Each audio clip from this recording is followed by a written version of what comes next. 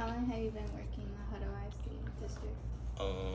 This will be going on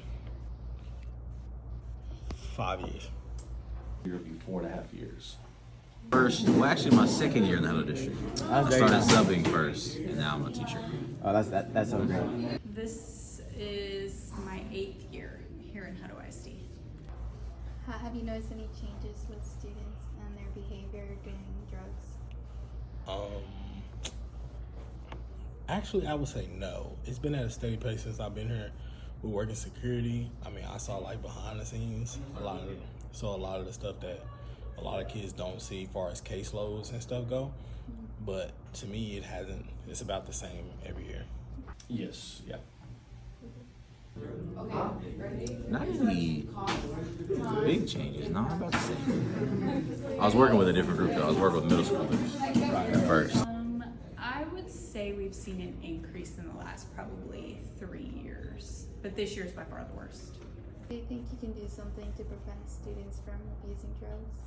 I think what they're starting to do, they crack down a lot this year, as far as like patrolling the bathrooms and stuff like that. I think it's gotten progressively better over the years. I mean, even with the like taking the doors off the bathrooms and stuff like that, just trying to prevent, privacy as much as possible without bending the rules of privacy at the same time. The answer you like to give is yes, but drugs are not going to go away, unfortunately. They've actually become more accessible and easier for students to get their hands on, as opposed to when I was in school. So they're everywhere. I would love to say that there's something that we could do to prevent a student from doing drugs. However, there might be 1 or 2 cases, or there are 10 cases or 20 cases, but there's always going to be cases where you're not going to be able to prevent someone from doing drugs or experimenting with drugs. It's not entirely visible, but based on programs we've had, and based on student conversations, it's kind of an underlying thing going on. Sure. I think it has to do with our campus policies and like how serious we take it, but I know that here in Williamson County in the Austin area, like they've made even just basic marijuana, like they've decriminalized it, so it's just a misdemeanor now. So even if there's a lot of school districts that aren't even charging kids anymore, so I mean it's kind of, I don't really know what we could do to. What questions do you have for students that do drugs? Do you realize what it's doing to your body at such a young age, Yeah. My biggest question is why do it here? I preach to every kid that we stop, that we catch them with something. I tell them we can't control your life when you're outside of these walls. I wish you would not do any drugs at any time ever, but if you were choosing to do it, why are you doing it here? He has a very simple job. You'll have a simple job: come to school, get an education, and get out. But you want to mess that very simple pattern and routine up and get yourself in trouble and possibly stay here longer because you want to do something you're not supposed to be doing. So that's my biggest question is why do you feel the need to do it on campus? But if y'all have an answer for me, please let me know. I don't really. Different people go through different things, and they find their ways to kind of sort through it. I don't know. I mean, I guess there's always a reason why there should be a reason why you're doing something like, so what's the reasoning behind your usage? Is it to be cool, or is it to fit in, or like, are you trying to feel better? Like, what is your purpose behind it? How does this affect you or make you feel seeing students, do drugs? It affects me because I be like, man, it sucks. But also, like, I understand that it's just a way of life, Like every generation goes through their certain vices, My parents were cigarettes and beer, and then, from when I was coming up, it started with marijuana, and then, on that, y'all probably Percocets and Molly's or something. I don't know, Honestly, it breaks my heart a little bit because, you know, I just consider myself still a young guy. So I have young friends in their late 20s, early 30s, and they ask about what it's like to work in a high school now. And when I tell them how often we catch people with drugs and we catch people doing some of the things that students do, they're like, man, that's insane that didn't happen, or it didn't happen as often when we were in school. And it's like, I know. It's like, I wish I would just be kids, you know, because you're gonna run out of time to be kids, and you're gonna be,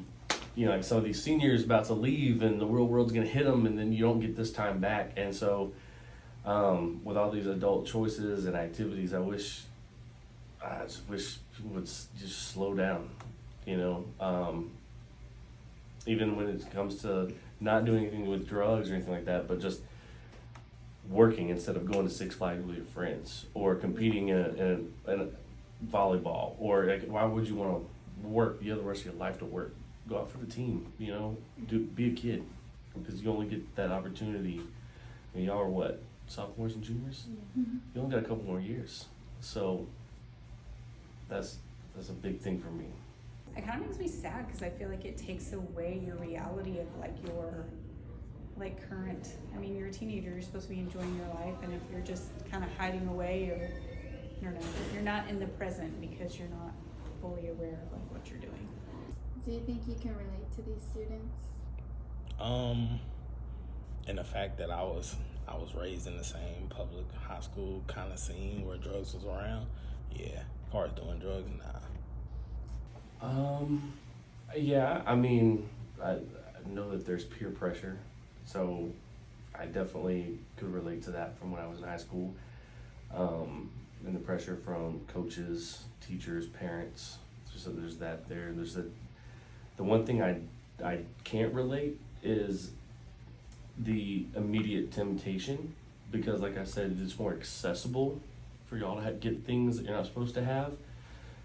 It wasn't that accessible when I was in high school. So if someone was like, do you want to smoke some weed in high school? It was like, okay, cool. We're going to make some phone calls. We're going to call some people. Maybe by next weekend we can make this happen. Here it's like, cool, here you go. Yeah. That's one thing I can't relate to, in which I think that adds so much more pressure on y'all.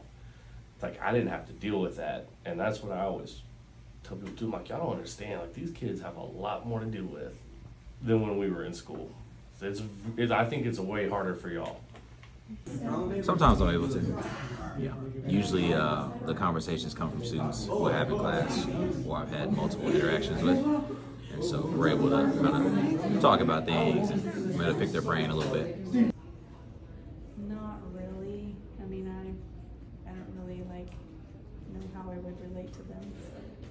How often do you see or hear about people doing drugs that are around you? As far as school goes, Yeah, or just life. yeah, in general. In life, In general. in life, it's a lot.